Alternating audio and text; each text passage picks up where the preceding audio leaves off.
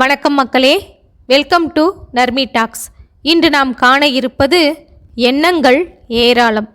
நாம் நம்மை பற்றி உணர்வதற்காக உருவாக்கப்பட்ட பகுதிதான் எண்ணங்கள் ஏராளம். வாருங்கள் ஆராயலாம். மனித மனங்களை சீக்கிரம் கவரும் விஷயங்கள் என்னென்ன தெரியுமா? உலகில் பல நல்ல விஷயங்கள் இருந்தாலும் மனிதரின் மனங்களை தீய விஷயங்களே வெகு சீக்கிரத்தில் கவர்கின்றன, ஆக்கிரமிக்கின்றன. ஒரு வெள்ளைத்தாளை காண்பித்து இது என்ன என்று கேட்டால் வெள்ளைத்தாள் என்று பதில் கூறும் ஒருவர் அதே வெள்ளைத்தாளில் ஒரு புள்ளியை வரைந்து இது என்ன என்று கேட்கும்போது புள்ளி என்கிறார். புள்ளி பெரியதா, வெள்ளைத்தாள் பெரியதா? இப்போதும் புள்ளியை சுற்றி இருக்கின்ற அந்த பெரிய வெள்ளைத்தாள் அவர் கண்ணுக்கு தெரியவில்லை. அதே வெள்ளைத்தாளில் நடுவில் உள்ள சிறிய புள்ளிதான் அவர் கண்ணுக்கு தெரிகின்றது. நம்மை சுற்றி நடக்கின்ற பல விஷயங்கள் என்பதும் அந்த வெள்ளைத்தாள் போன்றதுதான். தீய விஷயம் என்பது நடுவில் உள்ள சிறு கரும்புள்ளியை போன்றது.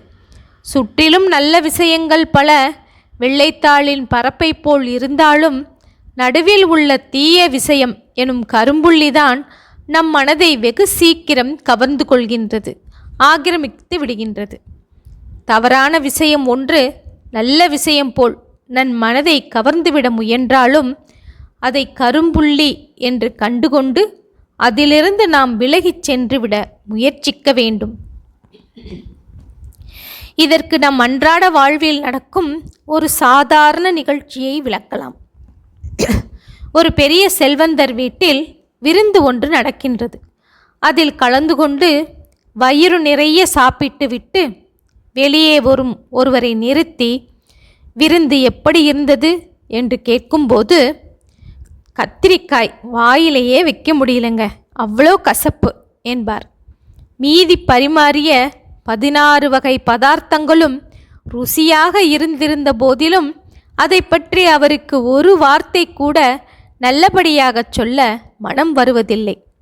அவர் மனதில் அதிகம் இடம் பிடித்து கொண்டது அந்த கசப்பான கத்திரிக்காய் மட்டும்தான். இது எவ்வாறு நிகழ்கின்றது? இது மனிதர்களின் மனங்களில் நிகழும் இயற்கையான நிகழ்வுதான். தீய விஷயங்களே, அதாவது கசப்பான கத்திரிக்காய் போன்று நம் மனதில் சீக்கிரம் இடம் பிடிக்க ஆசைப்படுகின்றன. நல்ல விஷயங்கள் பல மீதி பரிமாறிய ருசியான மற்ற 16 வகை பதார்த்தங்களைப் போல இருந்தும் அவை அனைத்தும் அந்த ஒரு தீய விஷயத்தின் பின்னால் போய் ஒளிந்து கொள்கின்றன. இதை மனிதன் இனம் கண்டு வாழ பழகிக்கொள்ள வேண்டும். கரும்புள்ளி நம் மனதை கவர இடம் கொடுப்போமானால் அது அந்த வெள்ளைத்தாள் முழுவதும் பரவியிருக்கின்ற நல்ல விஷயங்களை எல்லாம் நம் பார்வையிலிருந்து மறைத்துவிடும். நம் மனம் இறைவனை மறக்கச் செய்து நாகரீகம், பேராசை எனும் மாயப்பேயின் பிடியிலிருந்து நம்மை மீள முடியாமல் சிக்க வைத்துவிடும். மனிதன் எப்போதும் பிரச்சனைகளுக்கு அடிமையாய் இருப்பதே இதற்கு முழு காரணமாக இருக்கின்றது. அது எப்படி என பார்ப்போமா? உங்கள் கண்ணில் படும் எந்த மனிதரையும் ஒரு நிமிடம் நிறுத்தி உங்களுக்கு வாழ்வில் ஏதேனும் பிரச்சனை உள்ளதா என்று கேட்டு பாருங்கள். அவர்களில் பலர் ஒரு பெரிய கவலைகளின் பிரச்சனைகளின் பட்டியலையே முன்வைப்பார்கள். ஏன் தான் கேட்டோமோ என்று நமக்கு நாமே நொந்து கொள்ளும் அளவிற்கு பல சிறிய பெரிய பிரச்சனைகளை எல்லாம் சொல்லிக்கொண்டே போவார்கள். இவற்றை கேட்க நமக்கு 2 காதுகள் போதாது, 20-200 காதுகள் கூட வேண்டும். அவ்வளவு பிரச்சனைகளை அடுக்கிக் கொண்டே போவார்கள். இவர்கள் சொல்லும் அவர்களது அத்தனை வாழ்வியல் பிரச்சனைகளும் நடைமுறை உண்மைதான். ஆனால் ஏன் நீங்கள் தினமும் சிறிது நேரம் இறைவனை நினைத்து பிரார்த்தனை செய்து பாருங்களேன், மனம் அமைதி பெறும். உங்கள் பிரச்சனைகள் தீரவும் ஒரு வழி தெரியும் என்று சொல்லி பாருங்கள். உடனே அவர், அட நீங்க வேற, இவ்வளவு பிரச்சனையை வைத்து கொண்டு எப்படி நான் கடவுளை நினைத்து பிரார்த்தனை செய்து கொண்டிருக்க முடியும்? இருக்கிற பிரச்சனைகளை சமாளிக்கவே 24 மணி நேரம் போதவில்லை. இதில் எங்கே நடுவில் கடவுளை தியானித்து கொண்டு அமர்ந்திருப்ப நமக்கு நேரம் எங்கே கிடைக்கிறது என்று நம்மையே திருப்பி கேட்பார். இவரது கேள்விக்கு இறைவனே பதில் சொல்லி இருக்கின்றார். ஒரு 10 நிமிடம் கூட என்னை நினைக்காமல் 24 மணி நேரம் உழைத்தால்தான் ஒருவன் சாப்பிடக்கூட முடியும் என்கிற சூழ்நிலையில் உள்ள ஒரு மனிதனை இன்னும் நான் படைக்கவில்லை. அவ்வாறு ஒருவன் இவ்வுலகில் இருப்பானாயின் அவன் முற்றிலும் சாத்தானின் அருள் மூலம் வளர்ந்தவனாகவே இருப்பான். அவன் கூட என்னை நினைத்து பிரார்த்தனை செய்வானாயின் அவனுக்கும் நலமே விளைவிப்பேன் என்று கூறியிருக்கின்றார். ஆம், உண்மையில் தனது வாழ்நாளில் இறைவனை பற்றி நினைக்கும் ஒரு மனிதன் தன்னைத்தானே உணர்ந்து கொள்கிறான். தன்னை பற்றியும் இவ்வுலகை பற்றியும் நினைக்கும் மனிதன் இறைவனையே உணர்ந்து விடுகின்றான். ஆனால் மனிதர்கள் இவ்வாறு தன்னை படைத்தவனை பற்றி கூட நினைத்து பார்க்க கூட சிறிதும் நேரம் ஒதுக்க முடியாமல் அந்த அளவு தனக்கு ஒவ்வொரு நாளும் அந்த நாளுக்கும் அதிகமான பிரச்சனைகள் தினமும் இருப்பதாக கூற காரணம் மனிதன் பேராசை என்னும் கடலில் மிதப்பதே ஆகும். மனிதன் எப்படியெல்லாம் பேராசை கடலில் மிதக்கின்றான் என்று பார்ப்போமா? தற்போதைய உலகில் தொலைக்காட்சி, குளிர்சாதன பெட்டி, வாஷிங் மெஷின், இன்னும் எத்தனையோ பலதரப்பட்ட அறிவியல் வளர்ச்சி யாவற்றையும் அனுபவித்து கொண்டிருக்கும் ஒரு மனிதன் கூட அதற்கும் மீறிய ஏதாவது ஒரு கவலையில் அலைகின்றான். இது மனிதர்களில் ஒரு வகை.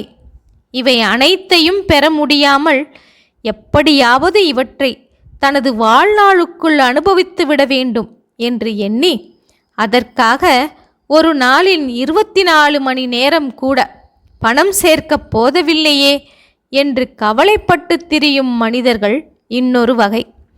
இன்றைய இந்த அறிவியல் முன்னேற்ற சாதனங்களில் பெரும்பான்மையானவை இந்த 20ஆம் நூற்றாண்டின் வளர்ச்சி தந்தவைதான்.